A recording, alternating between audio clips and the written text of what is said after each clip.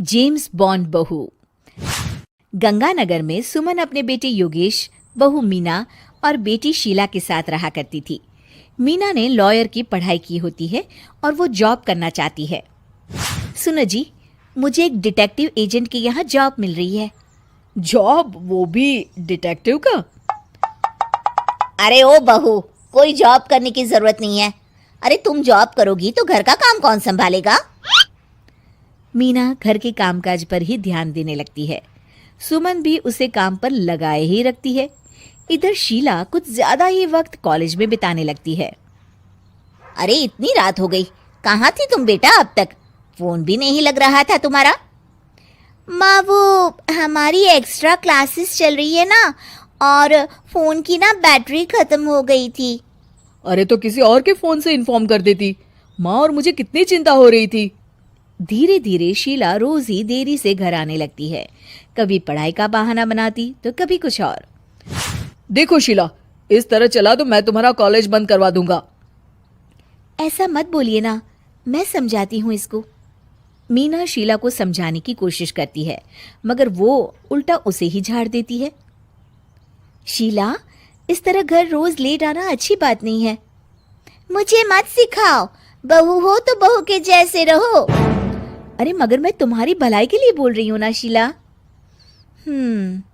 दाल में कुछ तो काला है, मुझे पता लगाना पड़ेगा। मीना अपना डिटेक्टिव वाला दिमाग लगाने लगती है।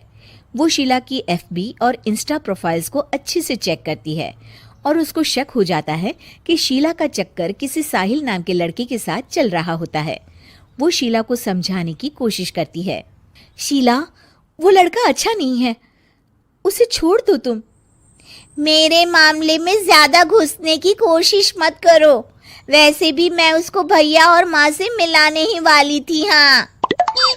थोड़े दिन बाद शीला का बीएफ साहिल अपने पिता के साथ उसका हाथ मांगने आ जाता है। मैं शीला से बहुत प्यार करता हूँ और उससे शादी करना चाहता हूँ। जी, मेरा बेटा और शीला एक दूसरे को अच्छे से जानते हैं। मेरा बेटा बहुत ही जल्द दुबई काम के लिए जाने वाला है। दुबई? हाँ, मेरी नौकरी लग गई है वहाँ। अगर आप लोगों को ऐतराज ना हो तो हम इन दोनों का रिश्ता कर देते हैं। सीमा दुबई का नाम सुनकर प्रभावित हो जाती है और योगेश से सलाह मशवरा करके रिश्ते के लिए हाँ बोल देती है। अजी, अब जब बच्चों ने एक दूसरे को पसंद कर लिया है तो हम कौन होते हैं मना करने वाले? आप तो उसके दुबई जाने से पहले ही शादी तय कर दीजिए। हे भगवान, क्या हो रहा है ये सब?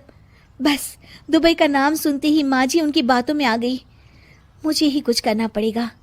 अब सुनिए जी, आपको नहीं लगता माँ जी ने रिश्ता तय करने में जल्दबाजी कर दी है? हाँ, सो तो है। बस मुझे तो ये लग रहा है कि हमें पहले लड़के और उसके परिवार की अच्छे से जांच पड़ताल करनी चाहिए। तुम माँ के फैसले पर शक कर रही हो मीना? नहीं नहीं जी, मेरा वो मतलब नहीं था। तो और क्या मतलब था? चुपचाप अपने काम पर ध्यान दो और घर की मुखिया बनने की कोशिश मत करो।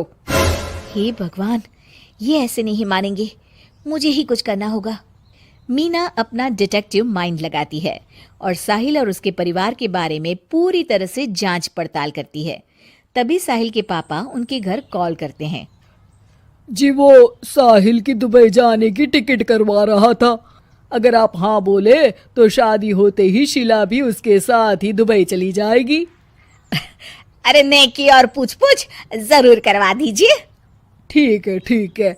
वो ना थोड़े पैसों की कमी पड़ रही थी। आप बस 1 लाख रुपए ट्रांसफर कर दीजिए हमारे अकाउंट में। जी जी जरूर, बेटी की खुशी के लिए कुछ भी। मीना सब सुन रही होती है। माँ जी, ये आप क्या कर रही हैं? हम उनको अच्छे से जानते भी नहीं हैं। अरे तू चुप कर, हर वक्त टोक लगाती रहती है।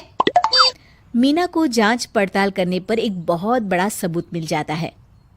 माँ जी, मैंने आज तक आपसे कुछ नहीं मांगा, मगर आज कुछ चाहती हूँ आपसे। अरे बोल भी दे। वो मेरी एक दोस्त है ना जिसका नाटक है, मैं चाहती हूँ आप सब भी चले वो देखने। अच्छा, बस इतनी सी बात? ठीक है। और अगले दिन शाम को सब तैयार होकर नाटक देखने जाते हैं।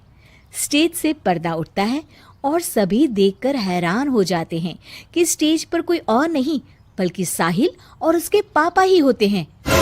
अरे साहिल यहाँ कैसे? माँ जी, वो साहिल नहीं मयंक है और उसके साथ उसके पापा नहीं बल्कि सह कलाकार सिद्धार्थ है, जिसे वो अपना पापा बनाकर हमारे घर ले आया था और वो नाटक कंपनी में ही काम करता है। वो साहिल बनकर आपको चीट कर रहा था। हे भगवान, अरे अरे ये सब क्या है? माँ जी, इतने दिनों से दोनों का पता लगा रही थी मैं, तब मुझे इन सब बातों का पता चला। हमें माफ कर दो मीना, हमने हमेशा ही तुम्हारी बातों पर ध्यान नहीं दिया और तुमको नीचा दिखाया। आई एम सॉरी भाभी। हाँ बहू, आज तुमने मेरी बेटी की जिंदगी बचाई है। तुम तो सच में डिटेक्टिव हो, डिटेक्टिव। ऐसा मत बोलिए माँ जी। अरे नहीं बेटा, हम लोग हमेशा बेटी और बहू में अंतर करते थे, मगर अब से ऐसा नहीं होगा। अब से तू अपने पसंद की जॉब करेगी और एक डिटेक्टिव बनेगी, हमारी बहू जेम्स बॉन्ड।